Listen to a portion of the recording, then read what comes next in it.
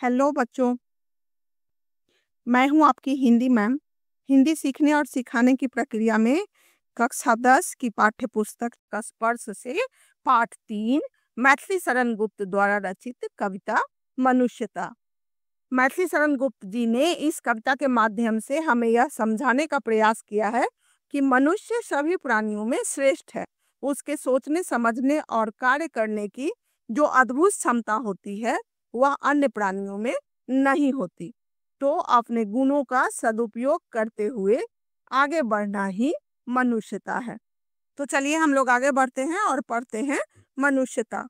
विचार लो कि मरते हो, न मृत्यु से डरो कभी। मरो परंतु यूं मरो कि याद जो करें सभी। मर्द का मतलब मरणशील होता है। कवि कहते हैं कि मनुष्य मरणशील होता है, अर्थात यदि जन्म लिए हैं तो मरना भी तय है। यह जानते हुए भी अपनी मृत्यु से डरना उचित नहीं है।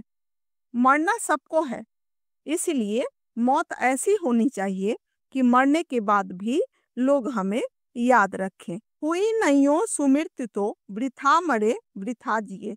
सुमृत्यु का मतलब हो गया अच्छी मृत्यु, वृथा मतलब बेकार। जो मनुष्य सिर्फ अपने लिए जीता है उसकी मृत्यु भी अच्छी नहीं होती, क्योंकि उसके मृत्यु से कोई भी दुखी नहीं होता। उनका जन्म लेना और मरना दोनों बेकार है। जबकि जो दूसरों के लिए जीता है उसको लोग मरने के बाद भी याद रखते हैं। वही पशु प्रवृत्ति है कि आप ही चरे। वही मनुष्य है कि जो मनुष्य के लिए मरे। पशुओं की यह प्रवृत्ति होती है, यह स्वभाव होता है कि वह जब चारागाह में चरने जाता है तो अपने अपने हिस्से का घास चर लेता है, कभी दूसरे पशु के बारे में नहीं सोचता। हम मनुष्य हैं, हम में पशुओं का स्वभाव नहीं होता। मनुष्य जो भी कमाता है उसमें दूसरों के लिए भी सोचता है, अर्थात जो मनुष्य दूसरों की भलाई करता है वही मनुष्य कहलाता है। उसी उदार की कथा सरस्वती बखानती। उसी उदार से धरा कृतार्थ भाव मानती। बखानना यानी कि गुणगान करना, धरा धरती को कहते हैं। कृतार्थ यानी धन्य होना।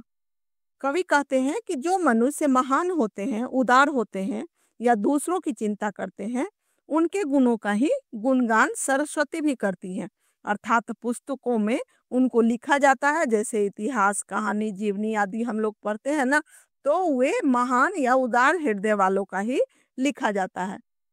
धरती भी उन्हीं लोगों के जन्म लेने से धन्य हो जाती है। उसी उदार की सदा सजीव कीर्ति कूजती, तथा उसी उदार को समस्त सृष्टि पूजती। सजीव यानी कि जीवित, कीर्ति का मतलब यश होता है। उदार चरित्र वाले या दूसरों का कल्याण करने वाले व्यक्ति के मरने के बाद भी उन्हें जीवित लोगों की तरह याद रखा जाता है या उनकी चर्चा की जाती है, और उन्हीं लोगों का पूरा संसार, पूरी दुनिया पूजा करती है, सम्मान देती है। अखंड आत्मभाव जो असीम विश्व में भरे, वही मनुष्य है कि जो मनुष्य के लिए मरे। अखंड अर्थात जिसके टुकड़े नहीं किए जा सकते। जो व्यक्ति पूरे संसार में अखंडता और भाईचारे के भाव को फैलाता है या दूसरों का उपकार करता है, वही सच्चे अर्थ में मनुष्य कहलाने के योग्य होता है। सुधार्थ रति देव ने दिया करस्थ थाल भी, तथा दधीचि ने दिया परार्थ अस्थिर जाल भी। क्षुधार्थ का मतलब होता है भूख से व्याकुल, करस्थ यानी हाथ का। त्याग करने वाले महान लोगों का वर्णन हम पौराणिक कथाओं में पढ़ते सुनते आ रहे हैं कि किस प्रकार रतिदेव नामक राजा ने अपना सब कुछ गरीबों को दान कर दिया था। कई दिनों से वे भूख प्यास से व्याकुल थे और उनको तभी कहीं से एक थाली भोजन मिला था। उसी समय उनके सामने एक ब्राह्मण अतिथि के रूप में आ गए थे और रतिदेव ने अपने हाथ का खाने का थाल ब्राह्मण को दान में दे दिया। महर्षि दधीचि ने लोगों के कल्याण के लिए अपनी हड्डियों से अस्त्र बनाकर देवताओं को, राक्षस को मारने के लिए दे दिया था। कुशीनर क्षितीश ने स्वमांस दान भी किया। सहर्ष वीर कर्ण ने शरीर चर्म भी दिया। कुशीनर, जिनको राजा शिवी के नाम से भी जाना जाता है, एक बार एक कबूतर घायल अवस्था में उनकी गोद में आकर गिर गया था। पीछे पीछे बाज आया और राजा से अपना शिकार मांगने लगा। राजा के नहीं देने पर बाज ने कहा कि यदि आप कबूतर के बराबर मांस अपने शरीर से काटकर हमें दे दे तो मैं इसे छोड़ दूंगा। राजा ने एक कबूतर की रक्षा के लिए अपने शरीर से मांस काटकर बाज को दे दिया। महाभारत में कर्ण इतने दानी थे कि उन्होंने इंद्र के मांगने पर अपना कवच खुशी खुशी उतारकर दान में दे दिया था। अनित्य देह के लिए अनादि जीव क्या डरे, वही मनुष्य है कि जो मनुष्य के लिए मरे। अनित्य का अर्थ होता है नश्वर।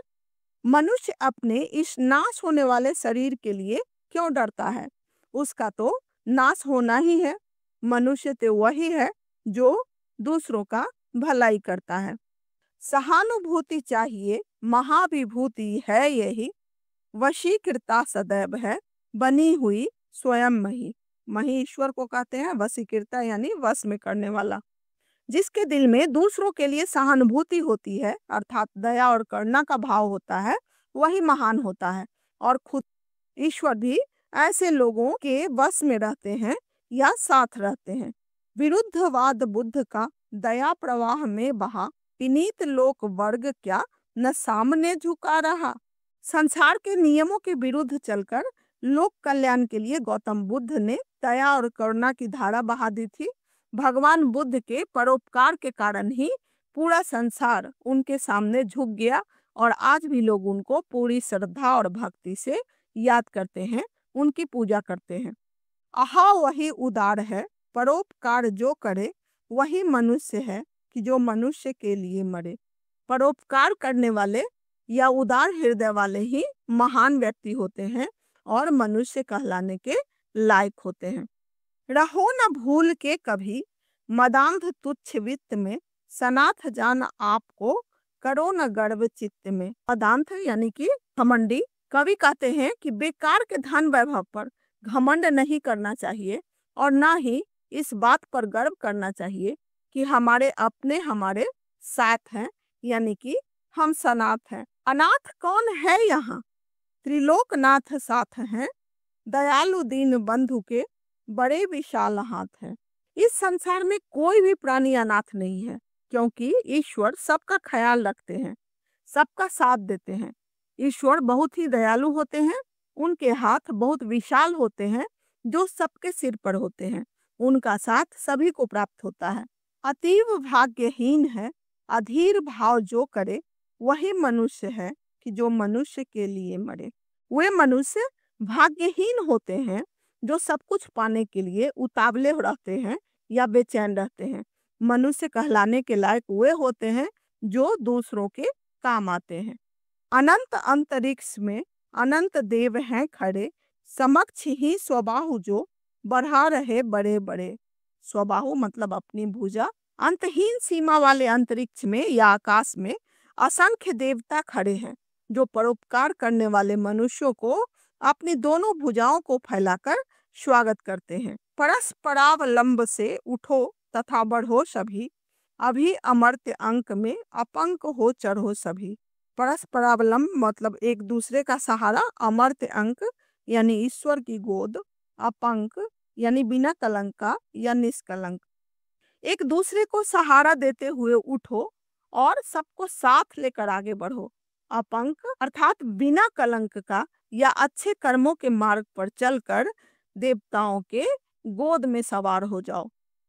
रहो न योग की एक से, न काम और का सरे, वही मनुष्य है कि जो मनुष्य के लिए मरे। ऐसा कोई भी काम नहीं करो जिससे दूसरों को तकलीफ या दुख होता है, क्योंकि मनुष्य तो वही कहलाता है जो दूसरों के काम आता है। मनुष्य मात्र बंधु है, यही बड़ा विवेक है। पुराण पुरुष स्वयंभू पिता प्रसिद्ध एक है। कवि कहते हैं कि मनुष्य मात्र एक दूसरे के भाई बंधु है, यही सबसे बड़ी समझदारी है। पुराणों में कहा गया है कि स्वयं ही प्रकट होने वाले ईश्वर सबके पिता होते हैं, अर्थात हम सब उनकी ही संतान हैं। फलानुसार कर्म के अवश्य बाह्य भेद है, परंतु अंतरैक्य में प्रमाणभूत वेद है। अंतरैक्य मतलब एक आत्मा अपने कर्म के अनुसार फल पाने से हम सभी भले ही अलग अलग दिखाई देते हों, परंतु हमारा वेद इसका प्रमाण देता है या साक्षी है कि हम सभी की आत्मा एक जैसी ही है। अनर्थ है कि बंधु ही न बंधु की व्यथा हरे, वही मनुष्य है कि जो मनुष्य के लिए मरे। यदि भाई ही भाई के दुखों को नहीं समझेगा, नहीं हरेगा, तो यह बहुत बड़ा अनर्थ है, अन्याय है, क्योंकि मनुष्य तो वही कहलाता है जो दूसरों का उद्धार करता है। चलो अभिष्ट मार्ग में सहर्ष खेलते हुए, विपत्ति विघ्न जो पड़े उन्हें धकेलते हुए। अभिष्ट मतलब इच्छा के अनुरूप, सहर्ष यानी खुशी से। कवि कहते हैं कि अपनी इच्छा अनुसार चुने हुए मार्ग पर हमें प्रसन्नता पूर्वक चलते रहना चाहिए। रास्ते में यदि कोई विघ्न बाधा आती है तो उन्हें हटाते हुए, ढकेलते हुए आगे बढ़ते रहना चाहिए। घटे न हेल मेल, हाँ बढ़े न भिन्नता कभी, अतर्क एक पंथ है, सतर्क पंथ हो सभी। हेल मेल यानी मेल जोल।